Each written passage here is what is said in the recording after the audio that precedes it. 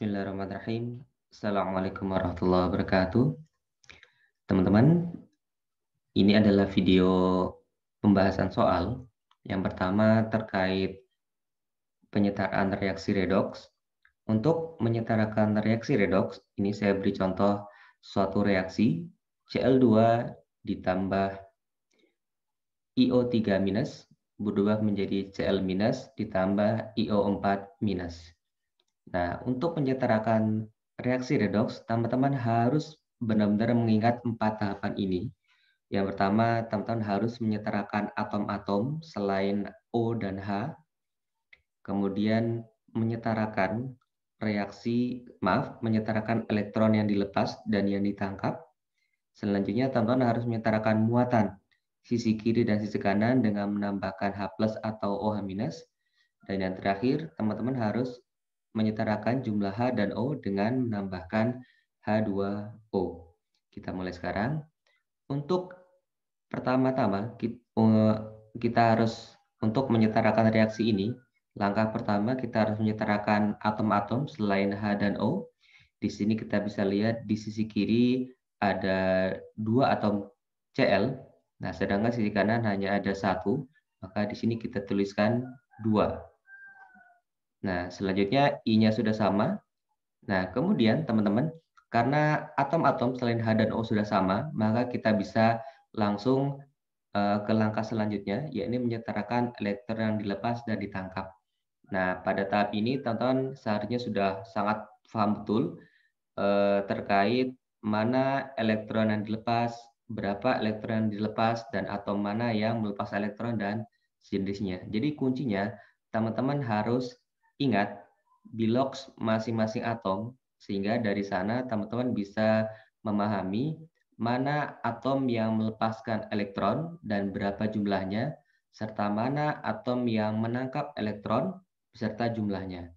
Di sini kita bisa langsung lihat ya, di sini ada Cl2. Nah, di sini Cl2 itu biloxnya 0. Nah, berubah menjadi -1. Nah, artinya dia menangkap 1 elektron. Tapi ingat, itu kalau untuk 1 atom. Nah, karena di sini ada 2 atom Cl, berarti dia menangkap 2 elektron. Nah, selanjutnya, di sini bisa kita lihat ya, ada I. Nah, I di sini awalnya dia biloxnya adalah +5. Ya. Sedangkan di sini dia berubah menjadi +7. Dari mana +5 dan +7? Teman-teman ingat bilox O itu biasanya adalah -2 atau -2. -2 dikalikan 3, -6.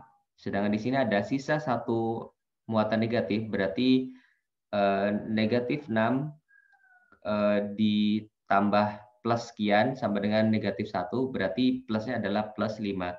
Demikian pula untuk yang sisi kanan, di sini -2 dikalikan 4, berarti -8, masih ada sisa 1, berarti muatan I adalah +7.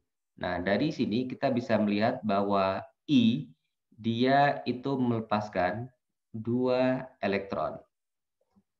Oke. Nah, berarti untuk reaksi ini kita bisa langsung tuliskan seperti ini saja, karena di sini sudah setara elektron yang dilepas dan elektron yang ditangkap. Cl2 ditambah IO3 minus berubah menjadi 2 Cl minus ditambah IO4 minus. Oke, karena ini sudah setara. Nah, selanjutnya kita ke langkah yang ketiga, yakni menyetarakan muatan. Nah, di sisi kanan kita bisa lihat di sini muatannya adalah -1. Karena hanya ada ini ya muatannya. Nah, sedangkan di sisi kiri kita bisa melihat muatannya adalah 2 dikali -1 ditambah -1, berarti di sini muatannya adalah -3. Nah, seperti itu teman-teman. Nah, ketika sudah sampai tahap ini, teman-teman ada pilihan mau menyetarakan dalam suasana asam ataukah dalam suasana basa, seperti saya sampaikan di kelas. Nah, ketika teman-teman ingin menyetarakan dalam suasana asam, berarti kita akan menyetarakan ke muatan yang paling kecil, yakni -1. Itu jikalau suasana asam. Jikalau teman-teman menginginkan menyetarakan dalam suasana asam. Sedangkan jikalau teman-teman ingin menyetarakan di suasana basa, berarti teman-teman harus menyetarakan muatan ke yang paling negatif. Nah, di sini kan yang paling negatif kan yang paling -3. Jadi seperti itu teman-teman. Nah, misalkan ini saya contohkan untuk suasana asam. Ketika saya ingin menyetarakan dalam suasana asam, berarti saya ingin menyetarakan muatan menjadi -1. Nah, karena di sini sudah -1, berarti kan tidak perlu penambahan apa-apa ya teman-teman. Berarti yang kita tambahkan H+ adalah yang sisi kanan. Berarti yang -3 kita tambahkan.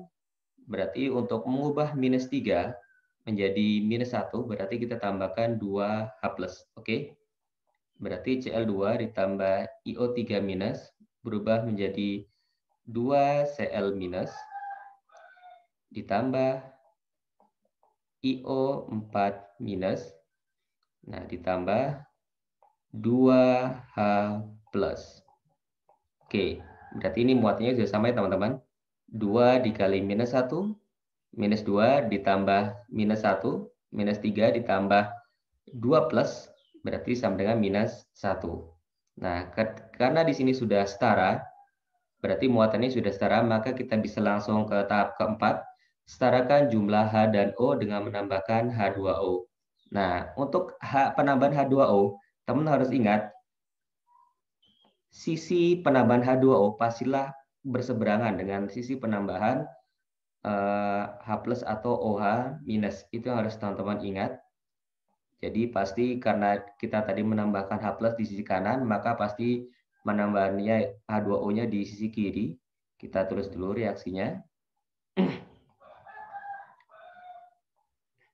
Nah, sebenarnya untuk penambahan H2O itu teman-teman cukup melihat atom H-nya saja, jumlah atom H-nya, kan nanti atom O-nya akan mengikuti.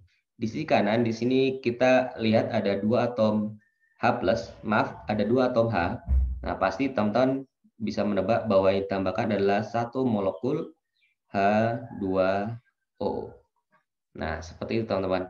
Nah, kemudian terakhir, untuk mengecek apakah reaksi kita sudah benar atau belum, kita bisa melihat dari jumlah atomnya. Di sisi kiri kita punya 2 atom Cl, di sisi kanan kita juga punya 2 atom Cl. Di sisi kiri kita punya 1 atom I, di sisi kanan kita juga punya 1 atom I. Di sisi kiri kita punya 2 atom H, di sisi kanan punya 2 atom H, dan di sisi kiri kita punya 3 tambah 1, 4 atom O, dan sisi kanan kita juga punya 4 atom O. Oke, jadi itu reaksi ini sudah setara teman-teman. Pak, mungkin ada teman-teman akan bertanya, Pak, kenapa tidak mengecek muatannya? Nah, kalau untuk mengecek muatan, karena tadi sebenarnya di step 3 kita sudah mencarikan muatan, jadi seharusnya di akhir ini muatannya juga sudah sama. Tapi kalau teman-teman mau memeriksa muatannya nggak apa-apa. Di sisi kiri kita punya -1. Nah, di sisi kanan kita cek -2, 2 kali -1 ya. Kemudian ditambah -1, -3, kemudian ditambah +2, sehingga muatannya adalah -1. Itu untuk mengerjakan soal penyamaan redoks. Kemudian teman-teman kita lanjutkan kembali. Kali ini kita ke sifat koligatif larutan. Nah, di mana biasanya kan kemarin saya kasih contoh soal terkait perubahan sifat koligatif larutan ya. Baik itu titik didih, bisa juga titik beku atau tekanan uap. Nah, di sini saya ingin mencontohkan sifat koligatif larutan terkait perubahan titik beku. Nah, maaf, titik didih. Maaf, ini bukan ini karena saya pakai bahasa Inggris ya. Jadi TB adalah boiling point. Jadi pakai B atau D sama saja. Jadi di sini saya ingin mencontohkan terkait perubahan titik didih. Nah, di sini untuk misalkan ada contoh soal dari kedua senyawa ini, manakah yang lebih baik? dalam menaikkan titik didih. Nah, teman-teman untuk mengetahui itu semua, teman-teman harus kembali ke rumusnya bahwa delta TD atau TB, jadi titik didih ya, sama dengan KB, jadi konstanta perubahan titik didih dikali M. Di mana M, karena KB ini kan konstanta ya, jadi semuanya sama. Di mana M itu adalah molalitas, di mana rumus molalitas adalah mol dari senyawa terlarut dibagi massa pelarut, saya tulis ini MP ya, dalam kilogram. Oke. Nah, kemudian karena mol itu rumusnya adalah massa, jadi massa senyawa dibagi BM. Nah, kemudian kan kadang kita massanya tidak dalam kilogram ya, massa pelarutnya, maka biasanya dalam miligram. Nah, kalau dalam miligram, kita berarti kan harus mengubahnya dalam bentuk miligram. Ini berarti saya tulis di sini miligram pelarut dibagi 1000. Nah, dari rumus ini kita bisa dapat rumus turunan bahwa molalitas sama dengan massa zat terlarut dibagi BM-nya. Oke, kemudian dikali, ini maaf 1000 ya, dikali 1000 per massa pelarut. Ingat, jangan sampai terbalik-balik. Di sini kenapa saya tuliskan gram, karena di sini untuk zat yang terlarut dan dalam satuan gram, sedangkan di sini saya tulis miligram karena ini adalah massa pelarut yang harus ditulis yang satuannya itu dalam miligram.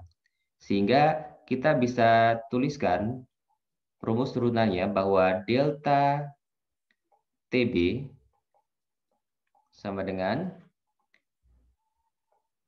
GR dibagi BM dikali 1000 per miligram dikali KB. Nah, oke. Nah, dari teman-teman bisa melihat di sini, dari persamaan ini, ketika kita ingin membandingkan senyawa mana yang lebih baik dalam menaikkan titik didih, kuncinya ada di sini, teman-teman. Ada di bobot molekulnya.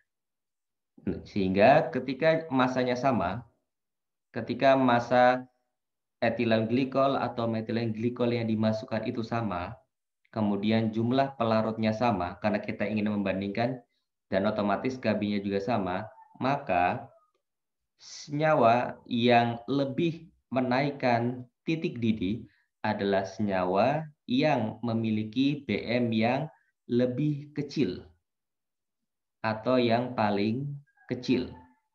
Jadi harus teman-teman ingat, senyawa yang lebih menaikkan titik didih adalah senyawa dengan BM yang lebih kecil.